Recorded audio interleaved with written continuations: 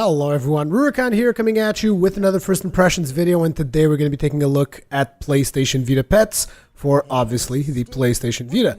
This title was sent to me by PlayStation Portugal so that I could give it a look, and I just said PlayStation 4 times. Holy crap. Anyways, what is this title all about? This title is essentially a pet simulator with some adventure gaming tied to it, which is kind of weird, but let me try and break it down for you. For starters, one of the first things that you do in this title is you get to select a dog. For the purpose of this video, you guys are going to be watching some gameplay from the husky that I selected to take care and take with me on adventures and stuff like that. But there are 4 breeds of dogs currently available for the title. The breeds that you can select at the very start are between 3 different species of not species, but like 3 different versions of collies, 3 different versions of Dalmatians, 3 different versions of Labradors, and 3 different versions of Huskies. And when I say versions, I mean like they're colored differently, but essentially they have the same voice and probably they have kind of like the same attitude, I'm going to assume. I don't know. There's slightly different descriptions for each of them. For this video, like I said, you guys are going to be watching my husky. And also selecting the breed of the dog also selects the sex, as far as I could tell. So the collies and Dalmatians are feminine dogs, female dogs. It's just, you know, I want to avoid using that nasty word, so whatever. The collies and Dalmatians are female dogs. The huskies and Labradors are male dogs. So you have to bear that in mind whenever you choose the dog that you're going to be using. Now, apart from that, you get these mini games that you do. There are some mini games to teach them new tricks, such as lie down, roll over, crawl, sit, stuff like that. There's mini games like throwing a ball, and you play fetch. Essentially, I think that's the name of the game. I'm sorry, it's just like I don't have all that much vocabulary in English for pets, but yeah, you can play fetch with a ball. You also have to feed your dog. You have to give him food and water, and these dogs actually speak. Now, this is the part where I get a little bit confused as to what the objective of the title is, because if the title is going for, you know, the whole pet simulation thing, a big part of owning and having a pet, because, I mean, if you're simulating having a pet, a big part of having a pet is you have to essentially interpret the needs of your pet. So you have to like figure out, is the pet hungry? Maybe it's making that noise because it's hungry. Maybe he's not feeling well. Maybe he wants to go and play, you know, and you have to figure that out. You have to somehow communicate with the dogs in some fashion. Now, in this game, the dogs talk and they have a personality. Like, my husky is an arrogant scumbag. That's the only way I can really describe him, because you have to buy food for them. But when you buy food for your dogs, you spend an actual in-game resource. There's like a gold resource in-game, and you have to go out and adventuring with your dog in order to get items that you can then sell, that you can then get money in order to buy food for your dog. Now, obviously, there were some points where the dog was like, I'm really hungry, and I'm like, okay, so I go and I buy food, but it's like, I don't have that much money, so I buy like cheap food. And he finishes eating, and he's like, where'd you take that from? A garbage can? It tastes terrible. And I was like, what the hell, dude? What do you expect? Gourmet dog food? Then there's these scenes. There's this specific scene where like you're petting your dog, and the dog is giving you instructions on how to better pet him, as well as expressing his level of happiness at the same time. And that was just a little bit, I don't want to say confusing, but it was a little bit creepy in a way, as I'm trying to pet this dog and he's like, oh yeah, right there. And I was like, what the hell? So there were a couple of laughs that I had there with that, but at the end of the day, my main concern with that is that this title is obviously aimed at younger audiences. And when you have a scene like that, and I mean, I know it's all like, it all depends on how mature your mind is and all that stuff, but let's face it, this game is aimed towards younger audiences. They're not going to be that mature, and when they hear that kind of stuff, I mean, I don't know. I don't know what's going to happen. Maybe it's just the internet has spoiled my mind, and maybe I just can't kind of see past that, but maybe, I don't know, maybe it's just going to be perfectly okay.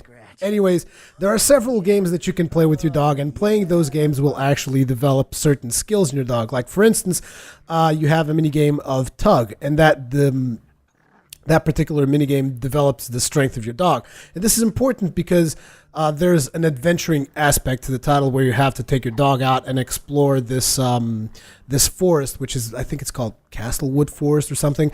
And there's a background story to this Castlewood Forest about a king and his dog, and kind of gives you a reason to go and explore the forest and find these different insignias, so that you eventually find all of these insignias and discover treasure maps and stuff like that. It's basically like a treasure hunt, and you take your dog with you. And as you play these different mini games, like tug, like you teach him how to crawl, you teach him how to lie down, all that stuff. And as you do these eventually become things that unlock certain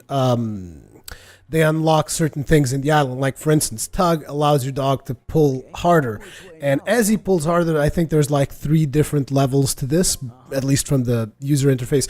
That's what it leads me to believe. There's 3 different levels to tugging, and as you reach the different levels of the skill, it's a skill level essentially. So as you practice more and more with the game of tug of war with your dog, he becomes stronger, and eventually once he reaches skill level 2, he's able to pull things that are stronger. When he reaches skill level 3, obviously he's going to be able to unlock things that are even stronger than that.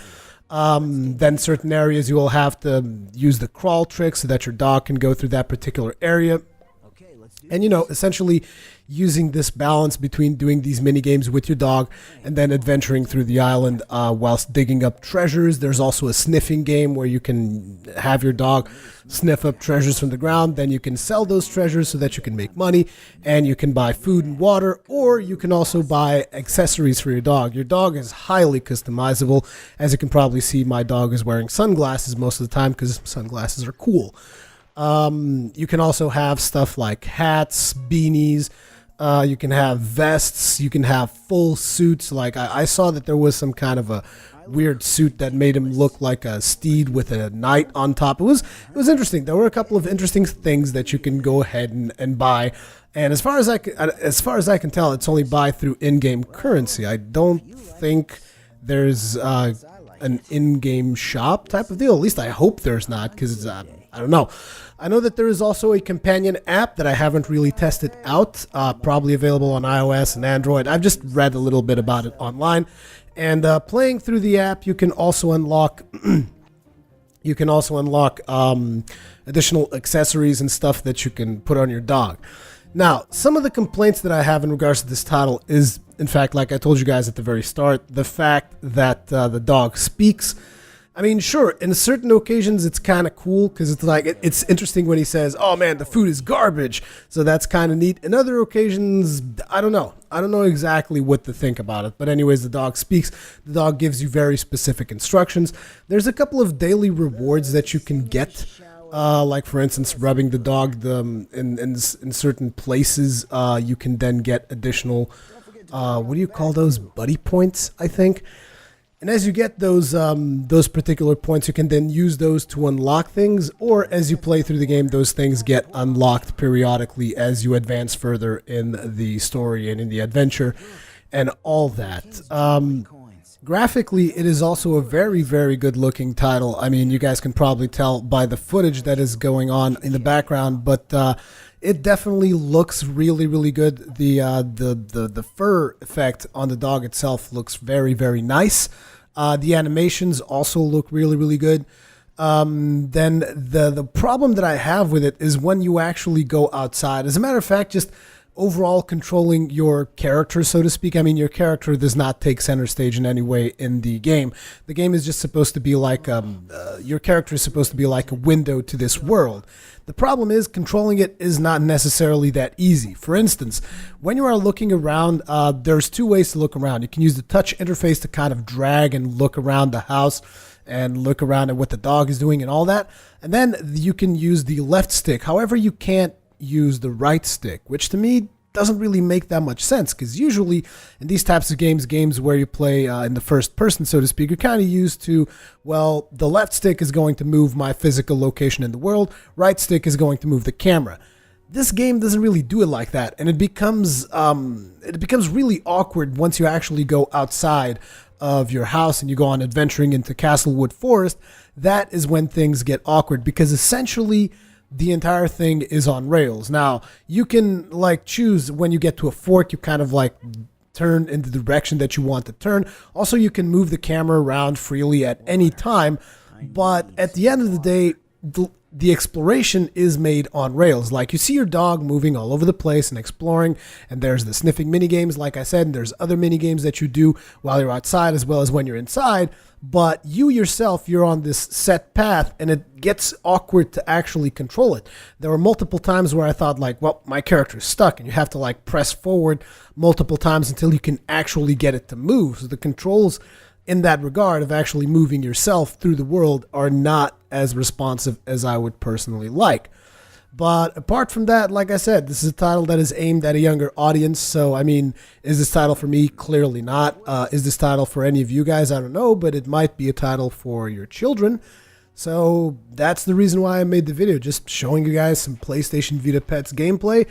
And you guys should be able to make up your own minds. One of the things that does like harken back to me is that the aspect of Pet Simulator, which is that they themselves say in an interview that this is not like a pet simulator. Their intention is not to go for a pet simulator, but at the end of the day, that is one of the aspects of what they're doing.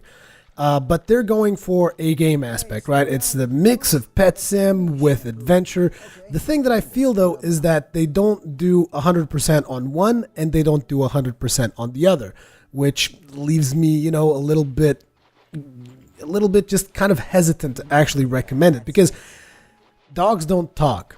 So that kind of throws the pet sim aspect just completely out of whack. I mean, this dog is not, the dog that you are going to be raising is not a mystery at all. I mean, whereas if you had a real pet, obviously you guys can tell, like, oh, I'm going to have to figure out a way to discover what my dog wants. And here it's like the dog just goes, look, I'm hungry. Look, I'm thirsty. Get me water. Let's go buy some food. You know, the dog just tells you everything. It's like, hey, I really love it if you would scratch me now. Hey, I love it if you take me for a walk. The dog constantly gives you hints and tells you what he wants. There's also an augmented reality mode, which is kind of something that you'd expect in a title like this for the Vita, where you can essentially aim the back camera of your Vita and then you can have the dog play on a flat surface, or if you aim it at the ground, you can have the dog play on the ground a little bit. You can see the whole augmented reality thing, which is also kind of neat, I guess, but it is of limited use. The dog can also dig whilst in those particular, whilst in that augmented reality mode. He can do the sniffing minigame, which is essentially you can dig up treasures from the ground, and you can also play fetch with him during those times. So at the end of the day, I mean, it really is all about whether or not you enjoyed the gameplay that you guys have been watching. And if you did, then maybe you guys will enjoy this title. Maybe your children will enjoy this title, because like I said, this is aimed at younger audiences. So I don't know. Anyways, as per usual, let me know what you guys think about it. Leave me your comments, feedback, all that kinds of good stuff in the comment section below. Thank you very much for watching, and I will see you guys in the next one.